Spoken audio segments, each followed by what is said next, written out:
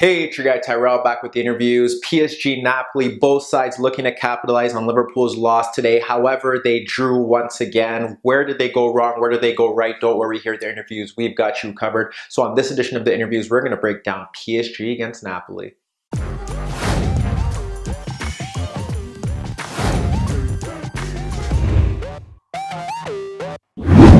So before we get into today's video, don't forget to give our video a thumbs up if you do enjoy it. The bell below does give you daily notifications regarding our organic, unfiltered soccer/footy analysis.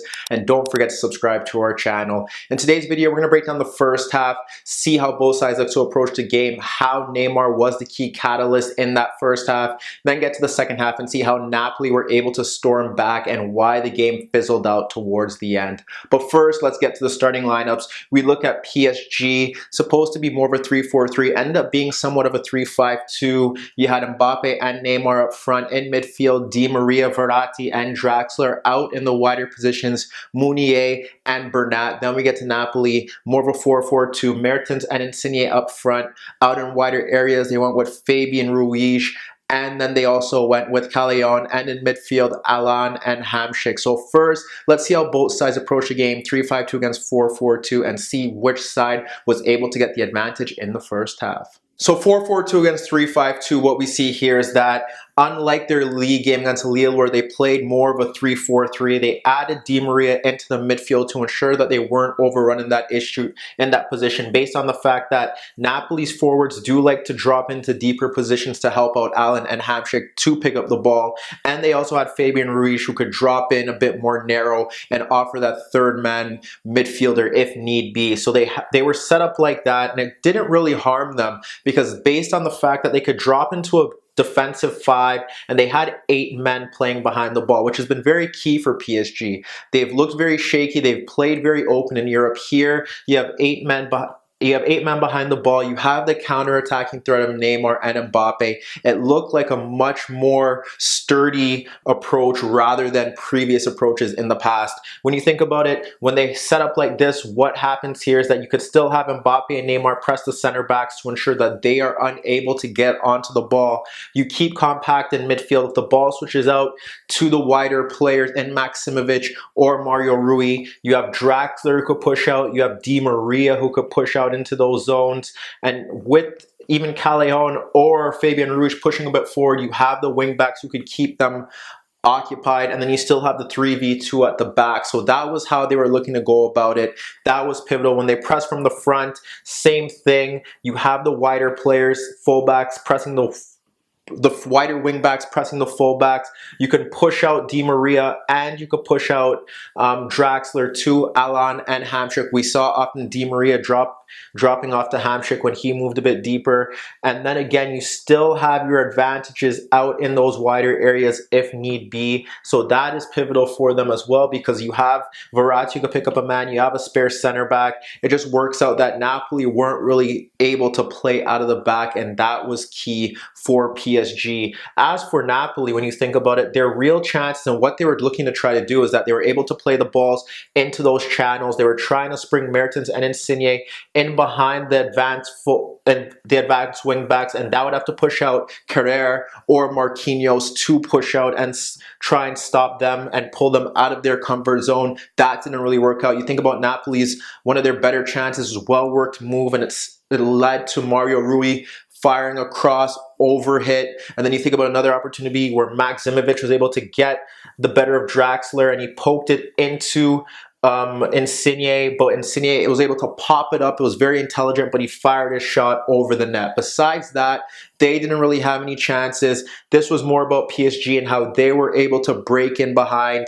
And when you think about that, when they try to build out of the back, because Napoli often stayed in more 2 banks of 4, what they were trying to do there was they had Verratti drop deep. Sometimes you'd see Draxler drop in as well, and then you'd have the 2 center forwards occupying them. But for the most part, they had their defenders, they had the 3v2, so they were able to push forward. At times when you saw Verratti and Draxler drop off a bit deeper, if they looked to press from the front, they would have Alan, they would have Hamšík drop into those spaces. But the key here in this half was Neymar, who also liked to drop deep into midfield. midfield, whereas Mbappe pulled out to Albiol, knowing that Koulibaly, who was excellent on the night, stopping and intervening play, would win those 1v1 duels, and he did. So Mbappe pulled out to Albiol. You had Neymar dropping off again, looking to get in between Alan and Hamšík. So first, let's get to PSG and how they were able to gain the better chances in the first half due to the influence of Neymar.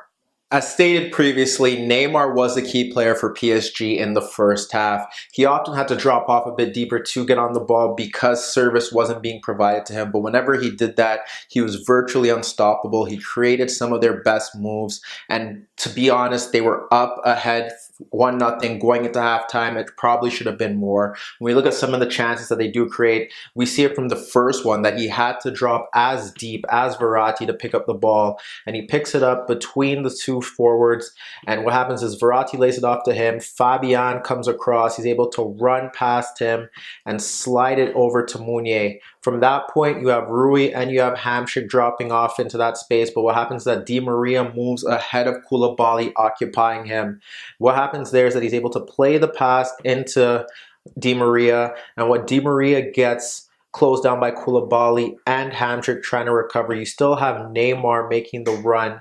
Alan tracking him, as whenever Neymar dropped deep, Alan did stick tight to him, and he's able to poke that ball into the half space, into that path. Then you still have Meunier running across as he locates the back heel, and what happens there is as he should shoot it, he just hesitates and he decides to poke it back to Neymar in an offside position.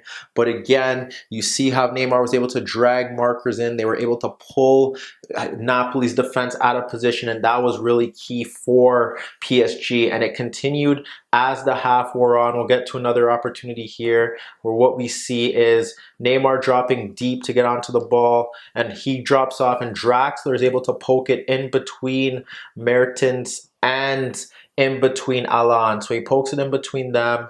What happens is that he's able to pick up the ball. Now when he picks up the ball, he's able to run by Callejon and Hamšík, skip by Albiol, but then Koulibaly comes across, and Koulibaly is able to shrug him off, so then the ball is cleared out for a corner. But again, you see Neymar able to beat several challenges just by picking up the ball from deep and using his dribbling ability to offer the penetration that PSG lacked from open play. So that was another opportunity. Then we get to how they were trying to get past Napoli's backline from deep. And again, it's Neymar pulling into that space. This is the time where we see Mbappe kind of isolating himself to Albiol. Neymar drops off. He's able to clip the ball over, and instantly Mbappe spins off Albiol. The ball drops to him, but he volleys his effort inches over the net. Warning sign. As you can see, again, they're trying to get that 1v1 because Koulibaly was exceptional in the first half and for throughout the game. So that was how they try to locate that opportunity there. And then we get the build up to the goal. We get the build up to the goal. We see again Mbappe drop off into that space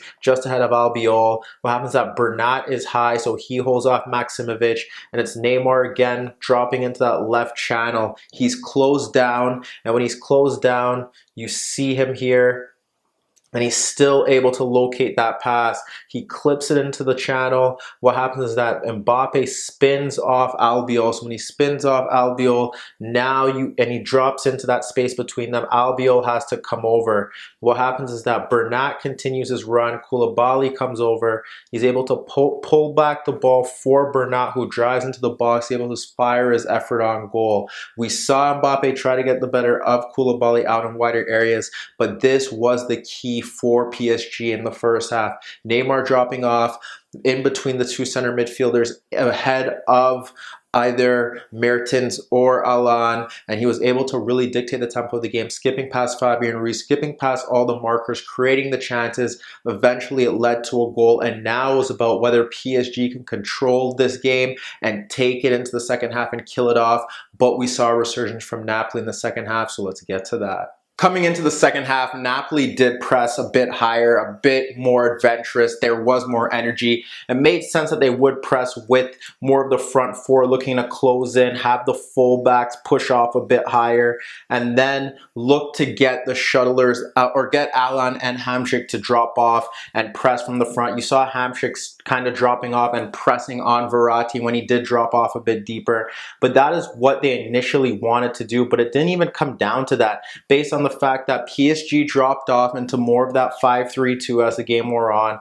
And what happened was that they weren't closing out in wider areas very well. In a position like this, you would like to think that perhaps if it's not going to be Neymar, Mbappe, who does do it for France at sometimes, dropping off a bit deeper, make it a 5-4-1. So then you have Di Maria and you have Mbappe pushing out into the wider areas when they look to push their fullbacks forward, and then still have Draxler and Verratti sitting in midfield. But that wasn't the case. Mbappe stayed higher, and the Draxler and Di Maria, as the game wore on, weren't really getting closer to the wider players when they shifted the ball from flank to flank. And Napoli eventually got their chances. The first one in particular kind of stems it all up. They switched the ball out to Maximovic. It's Neymar who ends up coming across. So he comes across to kind of press. What happens here is that he nods the ball into Callejon and Bernat steps to him, but Maximovic is able to continue his run and he plays it back to Maximovic and he delivers across between Carrere and in between Thiago Silva for Mertens, who guides his effort on goal, but Buffon pushes it away. Buffon eventually had to push another effort over the net for corner kick later on. We look to another opportunity. They break as PSG get a bit higher. Neymar's dispossessed around the box. Bernat's high. Callejon drives forward. He ends up switching the ball out to Insigne, who drops off a bit narrow, and he clips a ball around into the box ahead of Carrere and ahead of Thiago Silva for Mertens, who's able to bring it down. And again, they both don't know what to do with him. They both don't deal with the situation well. And he's able to slide to Callejon. Carrere comes across, luckily, to make a vital interception. But again, another warning sign. We think about it, it's all about Insigne dropping off in those deeper positions on the left-hand side. Again, what happens here is able to clip a ball into the box. You have Callejon and you have Mertens dropping off into that space. And what happens there is that the cross is delivered into the box. The ball is knotted from point blank range at the far post behind Bernat on goal. Buffon saves it. It falls to a free Mertens, but Thiago Silva comes across and he forces Mertens to sky his effort over the net. You think there was another opportunity where you have Hamsik sliding a high hoofed ball into the path of Bernat and of Carrere and of Callejon. They both go for it. They miss it. Mertens is able to pick up the ball, slide it across the box. Fabian Ruiz gets ahead of Meunier, but guides his effort at Buffon. Again, they're getting into good areas. PSG switching off, not really closing down markers, not doing a good job without the ball. Coming out of the second half sluggish. The build up to the penalty that is conceded again sees Insigne dropping off into that space, drops off into that left channel, delivers across into the box. Again, Thiago Silva does a poor job dealing with it, so he ends up clearing the ball into the path of Callejon, who's breaking in behind. Buffon comes out, Thiago Silva recovers, they collide into him, it's a penalty awarded, Insigne converts it. We see changes made, we end up seeing Zielinski come on for Fabian Ruiz, we saw Hysaj come on for Maximovic, Unas eventually did come on for Mertens later on in the game. PSG brought on Kimpembe. When they brought on Kimpembe, they pushed Carrere out into the wider area where Meunier was. What also happens is they ended up bringing on Cavani and moved to more of a 3-4-3, but that didn't really help their cause. It didn't really improve their game. Cavani, what happens is now they still have two men in midfield. You would still expect Mbappe to drop off a bit deeper. You didn't get that from them. There were no really created chances up until maybe the final 10 minutes of the game. And when you think about that, with PSG and more of their 3-4-3, we still see Neymar dropping off deeper, Neymar still having an influence on the game. And what happens there as Napoli drop off into more of their two banks of four, keeping it very narrow. What happens here is that Neymar drops off, picks up the ball from a deeper position. What happens there is that now you have Mertens dropping to him, you have Insigne dropping to him, and Hamsik. He's able to skip by three of them. And what happens is that now you have space between Zielinski and Alan for Mbappe to pick up the ball. The ball is slid into there. Zielinski tries to hang on to him, but he slides it wide to Tyrrell. And when he slides it out to him, you have Zielinski tracking, obviously, with Koulibaly coming across. Mbappe breaks into the box, pull back to him, but he slides his effort wider than that. When you break down the game as a whole, PSG, their tactics were right from the start, clogging the midfield, having the wider players out there, relying on the counter-attacking threat of Neymar and Mbappe. Should have scored more goals. Neymar was a key cog in the first half. The second half, Napoli came out with more energy in the opening 15 minutes. PSG weren't clearing their lines. Their shape wasn't good. They weren't closing down markers. Still too much reliance on the counterattack when they could have dropped another man into midfield to help out. They were overloaded in those areas. They eventually got the goal, but the game kind of fizzled out after that. The changes didn't really improve any side's overall approach. Mbappe had that key chance towards the end, but at the end of the day, the result was merited. PSG a bit better in the first, Napoli a bit better in the second. But let me know what you guys think. Who do you think is going to win this group? Can PSG deliver two positive performances after this? And what about Napoli? Have they punched above their weight, or are they really this good and capable of making a deep run in this year's Champions League? Meet me in the comments below. Don't forget I upload videos every day, and don't forget to subscribe to my channel. And if you like this video, give it a thumbs up. And that was your daily dose of the interviews.